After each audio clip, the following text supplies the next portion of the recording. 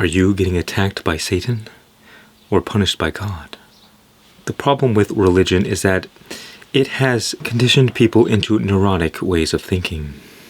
Remember, my fellow monkey, once the fear grabs hold of you, you're done.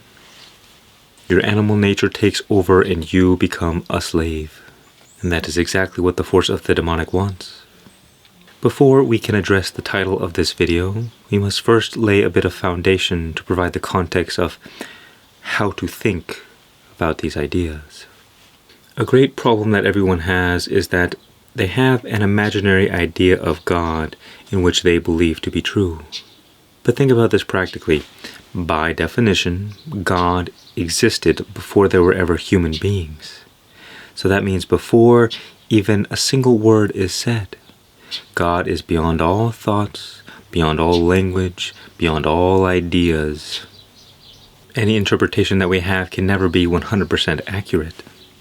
I say this because if you are too attached to a certain version of God in your head, you can easily be led astray. This doesn't mean that we cannot know God, quite the opposite. We sacrifice the idea that we have about God for the direct experience of God beyond words. Even though I will talk about and describe God, know that these are only signposts that direct our attention toward something greater. The key is to let go of any attachment to an idea, because the idea will prevent us from experiencing the truth. Now, I have met Satan, and I understand very clearly the way he works and his personality. Most people talk about things in which they have no personal experience of. So for them, it's just like they take an idea they know nothing about and then they run with it as if they do know. But unless you have direct personal experience with something, all you have is a fleeting idea in your mind that is not reliable. That is why it is often silly to talk about God if you have never experienced God directly. If you ground the basis of your belief on merely an idea, you build the foundation of your life on a lie.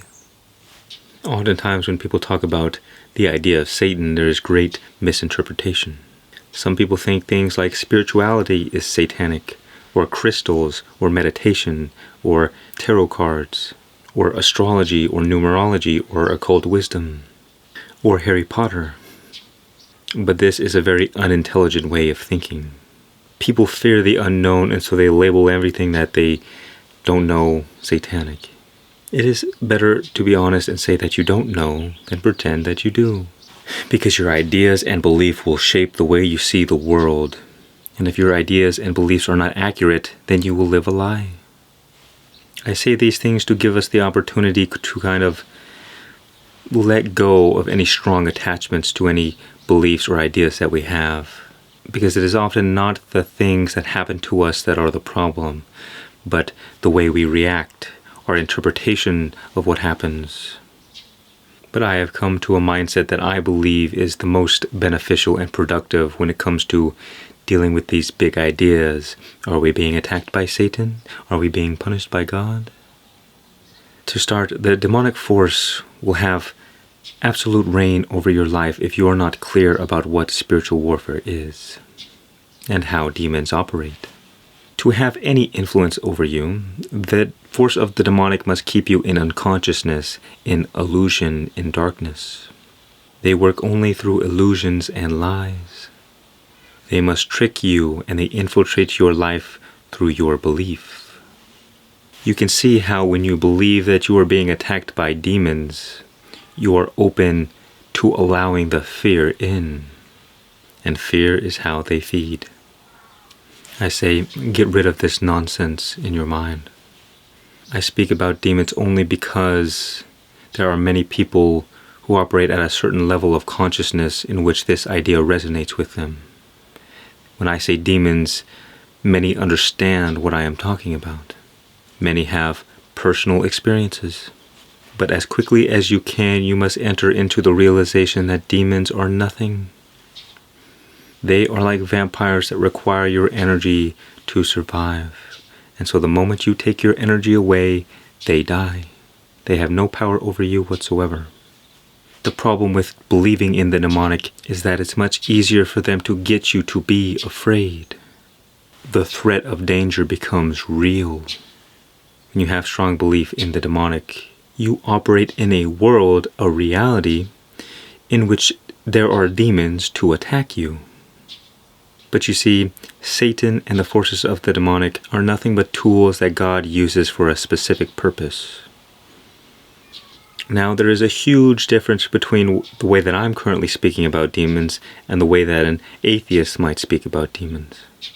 If me and an atheist were sitting alone in a room and you placed this evil, horrifying, demonic figure there with us, immediately the atheist would be trembling in fear. The atheist doesn't believe in demons because he is ignorant. But when he would come face to face with such a demon, then he would be a believer. I have plenty of experience with the demonic. I am familiar with their ways, and I was always a believer. But now I see through the illusion that they are. I do not validate their existence, and therefore they are unable to steal my energy. I simply take away my belief, and therefore I take away my fear. The demon in the room, although startling, I'm sure, would evoke no fear in me. One simple way to think about it is that if you have a negative thought, and you really believe that negative thought is true, then that negative thought is going to run a train on you.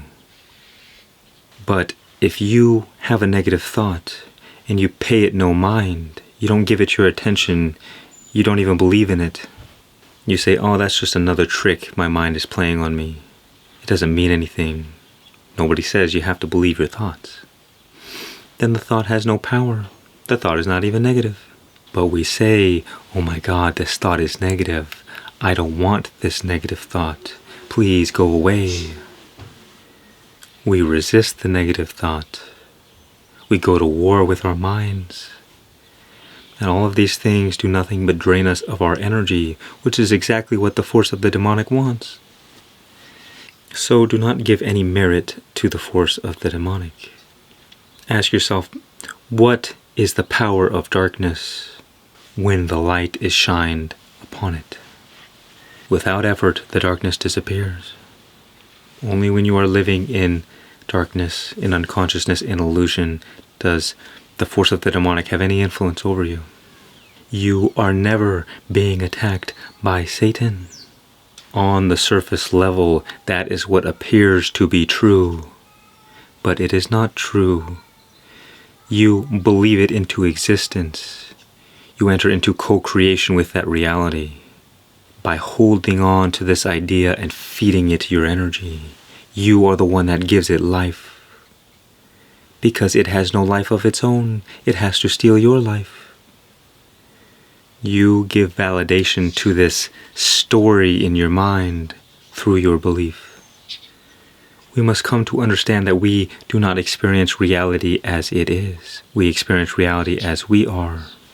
Our minds can never be separated from the things that we experience. There is always the mind, and there is always experiences. And here we are, experiencing. Without the mind, there is no experience. So whatever content is in our mind, that filters the way we see the world. If you believe in your mind that you are being attacked by demons, you will believe that reality into existence. It is not that this is true, but it will most certainly be true for you. And then you will justify your belief through rationalization. You'll say, no, this is true. My belief, it's right. Look at all of this evidence. Look at all of this sense data that I'm interpreting. But how often do your senses lie to you? How often do your thoughts tell you the truth? You must understand that this negative force has to trick you into believing into it. And this is simply because energy is the force of creation. It is the force of life within us. And our mind is a tool that directs the flow of energy. But we can only pay attention to things that we find interesting. And something like the demonic is like facing a grizzly bear. That's very interesting. But yet the demonic is just an invisible energy force. It's not going to rip you apart in the same way that a grizzly bear will. You cannot come to face a grizzly bear and say, oh, well, that's not real. That's just my belief.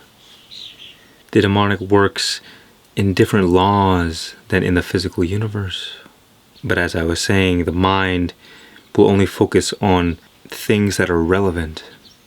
And when you are indifferent to something, your mind cannot even focus on that, because we are forced to ignore 99% of all reality. But when you give the force of the demonic a charge, an emotional charge through your belief, now it has the power to hijack your attention and steal your energy. So then, if we are not being attacked by Satan, does this mean that we're being punished by God? How could this be? This too is nothing but a false illusion, a misinterpretation. God does not punish you. We punish ourselves by engaging in the actions that separate us from God. As I've said before, hell is synonymous with separation, and heaven is synonymous with union. Separation from and union with God. God is the source of all love, all joy, all peace. And so when we are separated from God, the more suffering, the more pain, the lack of peace, the lack of love. God is the ultimate light. So the more we are separated from the light, the more we become shrouded in darkness. And in darkness, the demonic reigns supreme. And so we experience falling under demonic influence. Think about it this way. If there was a bubble, and this bubble was its own little world, but this world was surrounded by darkness, and there were demons inside, eating everybody. When you are in this bubble, the demons are very real, because you have entered into their territory. You will fall under their jurisdiction. But the moment you leave that reality, their power becomes non-existent, because they are still trapped in this bubble in which you are no longer living in. Rather than God punishing us, this is a better way to look at it in my perspective. Now imagine that you had a friend, a good friend that you loved, but that friend started engaging in self-destructive and bad and even evil behaviors. You still love your friend, but the fact is that you cannot allow that person to remain around you, or else they start to bring you down with them. Your lives become incompatible and you start going down different paths. So you stop hanging around that person, and to them it might feel like they are being punished by you, because in a way they're being separated from your love, from your attention. Even though you may still love that person, there is a physical separation that is necessary. And so it's not that you punished them, but it was their own actions that caused the separation, and they just did not like the consequences. But if they were completely ready to change their lives and turn away from their wickedness, you would happily allow them back into your life. In the same way, we cannot be close to God and also live an unrighteous life. We cannot live in truth while also believing in lies. We cannot enjoy the presence of the light when we are immersed in darkness. And we cannot connect to life when we are engaged in self-destruction. So if Satan does not attack you and God does not punish you, how do we explain these troubling experiences?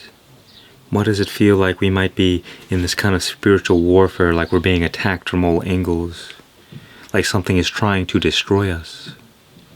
You see, the realization that I have come to, which I believe is the most productive mindset to have when dealing with these kinds of situations, is that these problems that we face are nothing but the hammer and anvil of God forging us into the most beautiful work of art. You see, hell was never a place of punishment. It was a rehabilitation center. The fires of hell burn away your imperfections, and what is left is the pure essence of what you are. Satan is not an evil force that is trying to destroy you. It is the force that guides you back to the light through pain and suffering. Just as how a warrior needs a dragon to test its skills and give meaning to his life, so too does God use Satan as a force of spiritual growth. But if you so heavily focus on being attacked, or that, oh my God, there are these things, they're trying to destroy my life. You focus on the fear, you focus on the negativity. That is how you get destroyed.